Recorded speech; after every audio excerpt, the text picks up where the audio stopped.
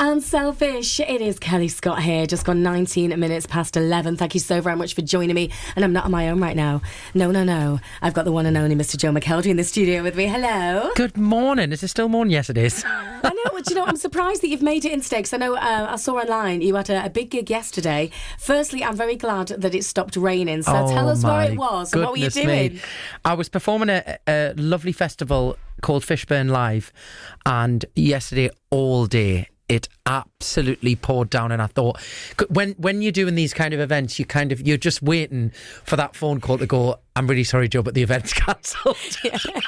And I was like, oh, please no, because I was really looking forward to it, and I know how much hard work the guys have put in, but honestly, by 4 p.m, the sun was out. It was like a hot summer's day. Everybody was there with umbrellas, but they didn't need them. Yes. That's all that matters. That's you brought this. I'm sure that happened on Pride a few years ago as well when you came on.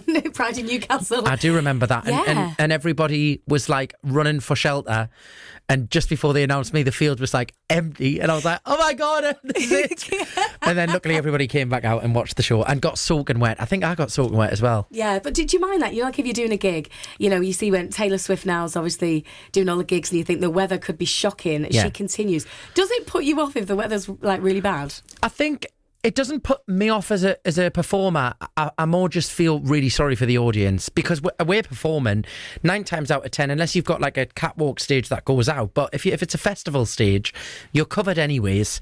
And when you're in the mode of performing, you kind of don't really notice. But I always look out and feel really sorry for people, because I think they've been standing there for hours and they're going to be freezing cold. So then you go into this mode of like, I'm just going to try and shout at them and be like, come on, everybody, dance, clap your hands.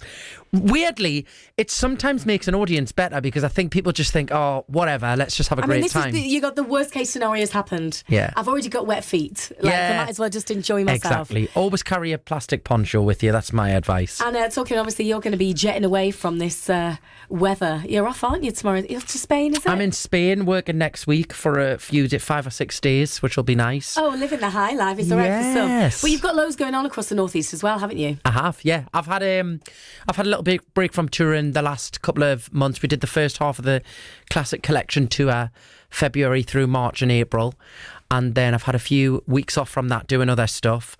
And we are coming back to the Customs House. I'm very excited to have been asked by Pride in South Tyneside to put on a special Pride concert on the 19th of July. So Joe McElderry's big Pride party, which is just give me anything to do where I can put on some sequins and have a great time. So what can we expect from this? Is it singing, just a bit of fun? It's going to be fundraising. What's going on? So they're basically doing it's out Northeastern Pride, and they're doing Pride events all throughout Pride Month across Sunderland, Newcastle and South Tyneside, and Gateshead as well, actually. And there's like screenings, concerts, festivals, talks, educational talks, and they're putting on all of these amazing, incredible events all across the Northeast. And they kindly asked me a couple of weeks back if I was able to fit in a concert. So we managed to scramble around with a few dates and get it sorted with the Customs House. And what a great venue as well. It's always amazing there. And it's going to be great. You know, it's going to be a real party. And obviously it's a different kind of show to normal for me. I know obviously I do fun concerts anyways, but I think with a Pride one, you can kind of go the extra mile. Confetti, glitter, sparkles. I was going to say, we don't have to ask like more than once for sparkles. You'd be like, yes, I'm in 100%. Well, my tech team, bless them, the other day, I was out on a run, and a lot of my ideas come to us when I'm out running. And I basically, if I screenshot and posted this thing, I was asking for so many random things of like how camp and fun and sparkly can we go. They were like, calm down, Joe, like, you know. No, never. I think anyone who's seen you in concert knows that you know it's always got glitter anyway. So making it more of a Pride event, it's just going to be times about 1 million, isn't it? Which is going to be brilliant. Why was it so important for you as well to get involved with a Pride event?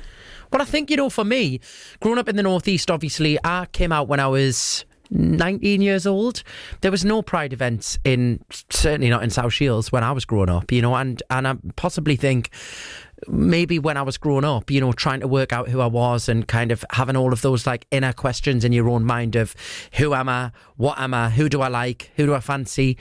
If maybe I had those events when I was that age, it might have made it slightly easier in terms of putting that kind of language in your brain together a little bit easier. I was very blessed with a very, very supportive family. So, you know, that in itself kind of took away a little bit of that difficulty for me. But still, you still have all of those questions that you're trying to work out and trying to map out. And I think events like this, it's just nice for somebody to be able to turn up to something like that, or one of the talks or screenings or the many things, and go, there's somebody like me. That makes sense. Yeah. And it just kind of eliminates those... I don't think it ever eliminates the struggles, but it makes them slightly easier. And if you can make somebody's journey to discovering who they are a little bit easier, then it just helps everybody. I know, I always think it's really interesting when it comes to kind of Pride Month. There could be people who haven't really told anyone who they are. 100%. And this can be a little time to go, do you know what? Have that little conversation.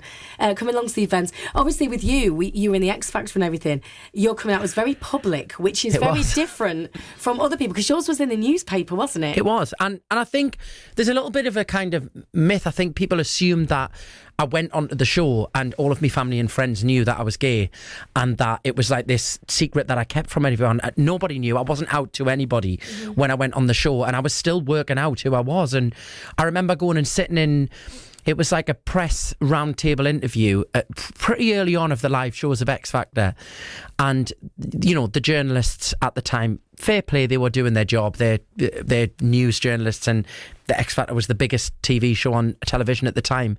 But they were hammering us with these like really, really personal questions. And I was not prepared for that at all. Never mind as just a human being, but as an 18-year-old boy here, I'd never left the Northeast before in terms of like a working environment. And you go into this room and I didn't know the answers to those questions. So I remember sitting in that room thinking, oh my God, like, how do I answer these? Because I actually don't know these answers myself. Yeah. You know, I think people always say you always kind of know, and you probably do. But I think it's coming to terms with it in your own mind and being okay with it, you know? Yeah. And then... Obviously, after the show finished, I was like, right, okay, I know who I am, and I discovered that, you know, I was gay, and that's who I wanted to be. And you're having to do that. Like, I never really kind of ever got to process it in the early days, because everything was so crazy. And it wasn't until long ago I was like, that was actually ridiculous that was front page news, because it shouldn't be. It's so non-important, you know. It's important in my life, and it's important who you are as a person, but for everybody in the country to have to kind of find out about that and for it to be on a front page newspaper it's ridiculous. And I'd hope we've moved on. I still think we've got a long way to go, but I'd hope that if somebody was going through that now, it wouldn't be front page news, because it shouldn't be. No, 100%. And actually this fits nicely with the song I'm about to play now, Love, yes, which is one of my favourite songs that you do. So tell us a little bit about that song. Well, I wrote this probably about 5 or 6 years ago, and I performed it. Like, one day we were on tour and I said, oh, you know, I fancy putting this song in the show. So me and the band rehearsed it pretty quickly. I played them a demo of the track that I'd written, and it was one of those songs that kind of just took a life of its own with the audience. And people would go, oh my God, I love that song with the hey in it. What's it called? And then at the end of last year, well, in the summer last year, I thought, you know what, I really want to kind of... I felt the words were really important for everything that's going on, and perfect for Pride Month as well. It's about just celebrating who you are and lifting one another up with love and kindness and acceptance, and hopefully the message in that song comes across. Oh, brilliant song. Here it is, Joe McElderry and Love.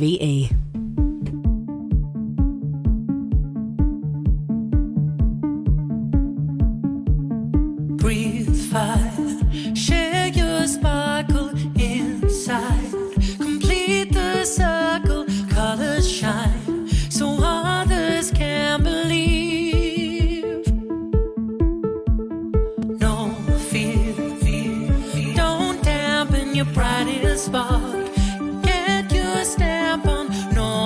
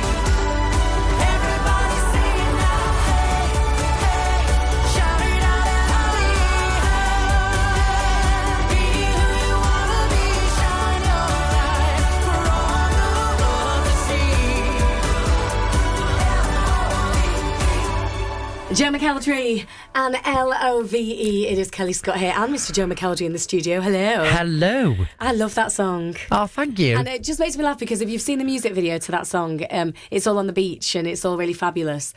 Firstly, devastated that I wasn't asked to be in the music video. Just saying, just going to throw it out there. There's still time, Kelly. There's still time for another single. But we were talking about the beach. You've already been on the beach this morning, haven't you? I've been for a sea dip this morning. Do you ever stop? Well, to be fair, I was obviously doing a gig last night, and then I'd planned to kind of do, it's my birthday tomorrow, so we did a little birthday sea dip this morning, and then well, actually I went for a run, then ran straight in the sea, and then here I am. Just having a chilled out weekend like you do. Now, I do know that you work hard, play hard, you like to do a lot of exercise, but you do like your food as well. Oh, I do. And I've seen something, I want to see whether you think you could take on this challenge. Okay, so this is a guy in Thailand who, he ate a whole pig, an experience that apparently rendered him unable to eat anything for the next 2 days, but it didn't put him off. He decided to go for something else. So this was this is a challenge, which is, let's see, the cottage pie challenge. And all in all, you have to chomp your way through 2 trays, each filled with a dozen cottage pies worth of food, along with 600 grams of peas, the same of carrots, and 4 pieces of garlic bread. So it's in total 6 kilograms of beef, 2 kilograms of potatoes in the hour. Could you do that? I mean, I'd give it a go. You eat fast. You eat, because you do so much training. Well, I got a McDonald's after the show last night, and the order was monstrous. Could you reckon you could do that? And could you do it in 8 minutes, 30 seconds? I don't think I could. I'd give it a go, but that must make you seriously unwell. Yeah. It definitely unwell. Anyone's listening right now was thinking charity idea. Joe McElderry eating loads of food for charity. You know it's going to happen now. Oh, please no. Now I know you're crazy busy. You've got loads going on. What's next for you? Because I know you're going to do another tour for yourself, aren't you? Yeah. So we, like I mentioned earlier, obviously we took a break from the touring schedule. That kicks off at the end of the summer again, and goes right through September, October. We're back in the Northeast, I think, in October, I believe. I always get my dates wrong, but all the dates are on joemckelderryofficial.com if anyone wants to join. And then we finish just before Panto starts, because I'm back at the Theatre Royal. Oh, no, you're not. I know, you've heard that with before. The Little Mermaids. Just before that, we do the final concert of the year at the City Hall with Joe's Festive Party. That's always like the kickstart to Christmas for me. Everyone's there. Oh, it's amazing. It was electric last year. The atmosphere was incredible. So I'm really looking forward to that. It's going to be great. And I always like to talk to you about the panto, but a bit of me sometimes thinks, is there any tickets left? Because it sells out really, really fast. It's crazy, isn't it? It's I think if anybody is wanting to come and see it, it's a brand new show this year with the Little Mermaids, and it's already, I've had some of the stuff sent through of what we're going to be doing. Who are you going to be in it? So I'm the fish. I'm dishy fishy, I believe I'm called. Have you added the dishy yeah, on? maybe I've just added that in. No, it's really, really going to be spectacular, I think. I've seen some of the costumes, I've heard some of the songs and some of the routines, and it's crazy because everything is planned so far ahead. Yeah. So I'm already starting to learn stuff for that now. Because we've only got a short rehearsal period. Well, how long do you have to rehearse? We have just under 3 weeks. But bearing in mind, with the Newcastle Theatre Royal production, it's always kind of a brand new, it always gets the newest stuff and the newest routines, and everything's never been done before. So it's not like you can watch something from a previous thing and go, all right, we're going to do this. So we start from scratch. So it's quite an intense 3 weeks. It always makes me laugh that there's if you go and see it at the start and then you go and see it at the end, it just kind of gets. Let's just say for the adults, there's some jokes that are very, very funny for grown-ups. Yeah, that little ears. Me and the gang there. Obviously, this is my 4th year there, and Danny, Clive, and Chris have done it for 18 years, and have are the reason why it's such a huge success there, because they're fantastic at what they do, and they welcomed me in 4 years ago, and we genuinely have so much fun. And people travel from all over, obviously all over the region. It is in Newcastle, but people come from all over, but beyond the Northeast as well, don't they? Oh yeah, I mean, people come from, I think somebody came from America last year, like crazy. It's amazing. And you'll be there like a dishy fishy. Yeah, I will. I'll be. I'm sure I'll have plenty of sequins on. I'm sure they like to kind of dress me up in the most outrageous costume, just so that it gives Danny Adams something to take but the mickey out of me. what they don't realise is you love it anyway. You were like, I do. I give as good as I can get back as well. I'm not that bothered at all. Now, before we played a 7 seconds clip, now you can have a little guess if you work out what it is. Joe, you can't say what you think it is, but here it is. Have a little listen.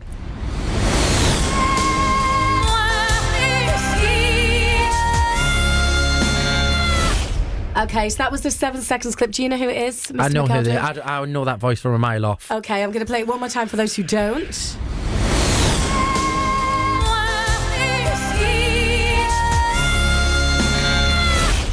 And okay, being a fan of this particular band or artist, can you sing a line of one of their songs to give a little clue? I'm just making sure it's not that one. It's a mix of songs, that one. Okay, I'll do, any song? Any song. Near, far, wherever you are. That is a good clue if you think you know who that is. And if you don't, come on, just give yourself a shake. Get in contact. Start your message with BBC and send it to 81333. Texts are charged at your standard message rate. BBC. Radio Newcastle. Just gone at 20 to 12, and my guest is still with me, Mr. Joe McElderry. Hello. Good morning. I don't want you to leave. Stay with me. Oh, I know. We do love a chat, me and you. We do. We definitely do. We'd be here all day, I think. Hello to Karen, who said we should be a double act, who's just texted in. Yes, I agree. Oh, really? You should come in every Saturday, do Sunday. it. Do you fancy it? The bosses now will be like, he said it, sign him up. So obviously, we were saying earlier on, you've got so many gigs going on. So we've, of course, the one we definitely wanted to celebrate was the Pride one. So remind us again of the date and where people can get tickets. Joe McElderry's big Pride party on the 19th of July, and tickets you can get them from the Customs House, but if you go to joemckelderryofficial.com, it sends you to a link that you can get them all through there, and come join. Yeah, and there's so many amazing Pride events, aren't they, that they're doing so many incredible. You were very lucky in the Northeast that they do a lot of incredible Pride events from here all the way down Middlesbrough and beyond. Yeah, because we've got Middlesbrough Pride is at the town Saturday the 30th of September, Hartlepool Pop-Up Pride Saturday the 6th of July. We've got Darlington Pride as well the 10th of August. Pride Bishop Auckland is on the 21st and 22nd. It just seems like it's everywhere. Like it's what we want, isn't it? Yeah, and it's really important, like I always say to people, this one, to celebrate Pride and get an incredible message out there of love and acceptance, of course. But there's always incredible artists on loads of incredible lineups that you can go and watch. But beyond that, to support local businesses are always there. It's so much more than just a gig. Yeah. It helps so many people, So I always say they're an incredible thing to go along to support, and family friendly, and just an incredible day out of fun and celebration of people. And love and kindness. Oh, love it. And of course you've got that. And then if anyone wants to see your other gigs as well, then get that on your website as well. Classic Collection, yeah. That is joemckelderryofficial.com as well. And then the Pantomime Theatre Royal. The Pantomime. And then we've got anything else in the new year that you're going to be telling us about? You've got anything to share with us? I've always got things bubbling. There's always something Could we next. be getting some good news in the new year? You could be. You could be getting some good news very soon, actually, but we'll see. He's got it, just so you know, he's got a big smile on his face. Can you give us a hint of what it's to do with? No. Lovely. Nothing. Thanks so much. Nothing. Thank you, Mr. Joe McElderry. As always, thanks for coming in. You're just jetting off now to Spain. I mean, it's all right for some. Have a fantastic weekend, everyone. No, I'm going, take me with you. We got Savage Garden coming up all the way after Pink next. The same old soundbites.